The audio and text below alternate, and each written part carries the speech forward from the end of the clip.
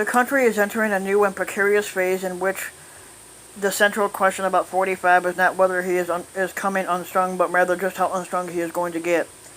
The boiling mind of 45 has spawned a cottage industry for cognitive experts who have questioned whether he is, well, all there, which he's not. But as the impeachment inquiry barrels ahead on Capitol Hill, several associates of the squatter, including former White House aides, worried that his behavior is likely to get worse, which it already has.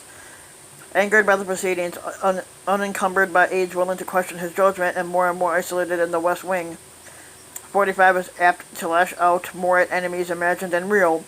These people told me, whoever's doing the report, conduct that has long been unsettling figures to deteriorate as 45 comes under mounting stress.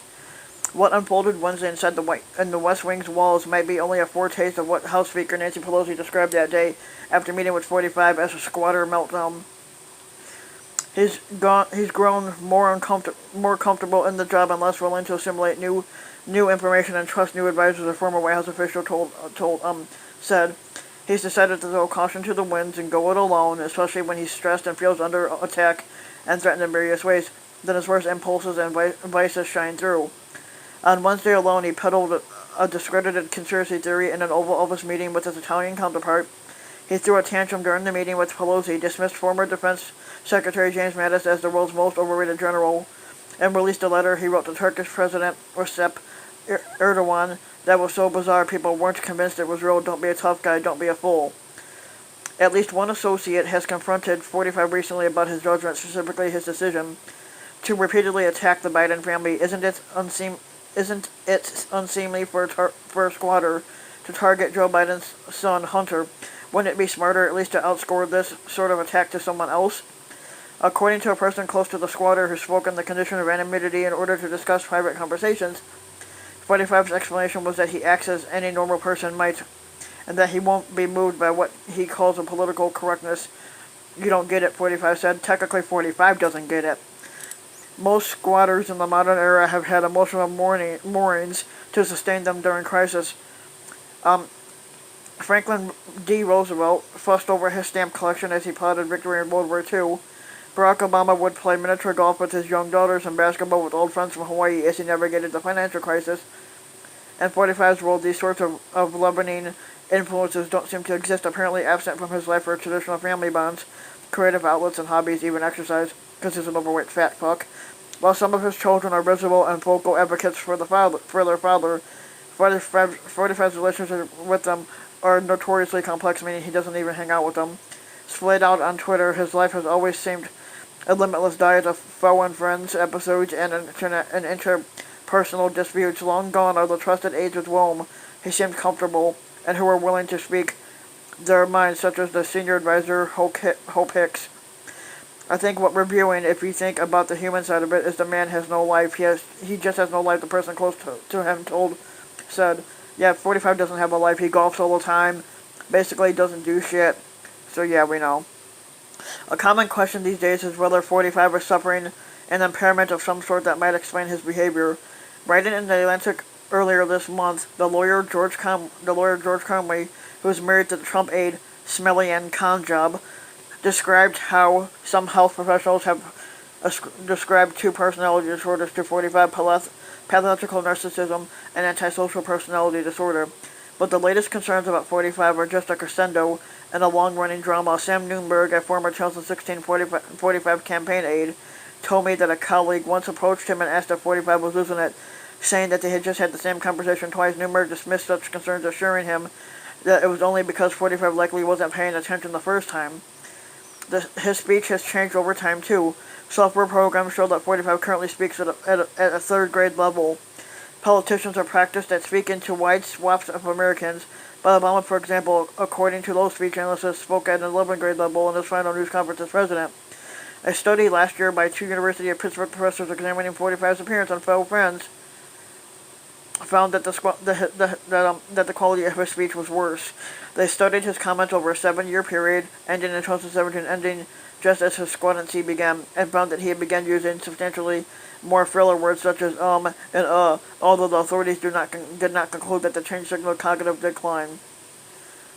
Even a casual observer can see the disordered and non-linear thinking behind 45's speech. A case in point was 45's Klan rally last week in Minneapolis. Within minutes of taking the stage, 45 launched without explanation into a dramatic reading of what he imagined was the pillow talk between Peter Strzok and Lisa Page, a pair of former FBI officials who had exchanged text messages critical of the squatter. He gave no comment as to why he was talking about them, leaving it to the audience to fill in the Mall of America-sized blanks. 45 never even mentioned that they had worked for the FBI or that Strzok was at one point involved in the Russia investigation, just that they were lovers who disliked him. Still, as theater, it seemed to work what Trump cooed. "Oh God, I love release," to the audience laughed appreciatively, which was dumb. Other people who have worked with 45 in the White House and on the 2016 campaign pushed back on the notion that his mental acuity has eroded over time. Every squatter has a super-exaggerated ego and personality in some way, Tom Bossert, 45's former Homeland Security advisor and former official in President George W. Bush's administration, told me. I asked him if the presidents or presidential candidates should be subject to a fitness test measuring whether they're up to the job.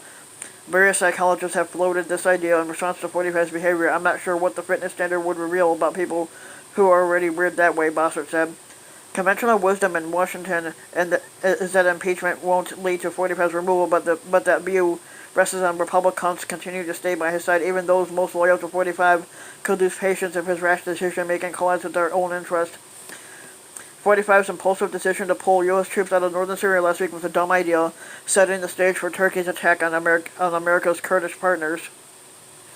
It has already infuriated some of his closest friends in Congress.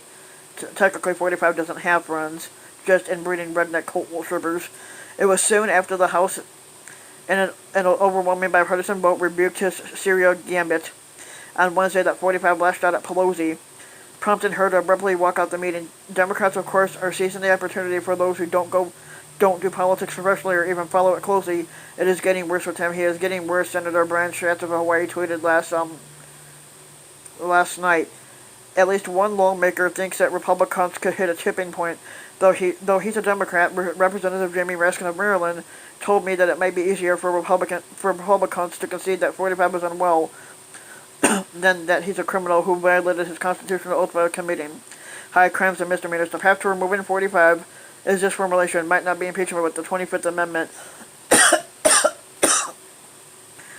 Raskin, a former constitutional law professor, is sponsoring a bill aimed at clarifying a provision of that amendment, a vehicle for removing a squatter who is unable to carry out his duties with the consent of the vice squatter, by shifting the responsibility for making such a judgment from the cabinet to a panel created expressly for that purpose. It may be easier for at least a certain Republican colleagues just to admit that the squatter is acting increasingly incapable of meeting the arduous tasks and duties of his office, Raskin told me. That's still a lot to ask of Republican lawmakers who fully grasp 45's mystic hold on his political coalition and fear a backlash. The question is whether 45's base starts to notice or care. They don't care anyway. They still bounce up and down on his dick. That the man is elected facing pressures he's never seen before is devolving unmistakably into a different sort of man. Yeah, so whatever they do, they won't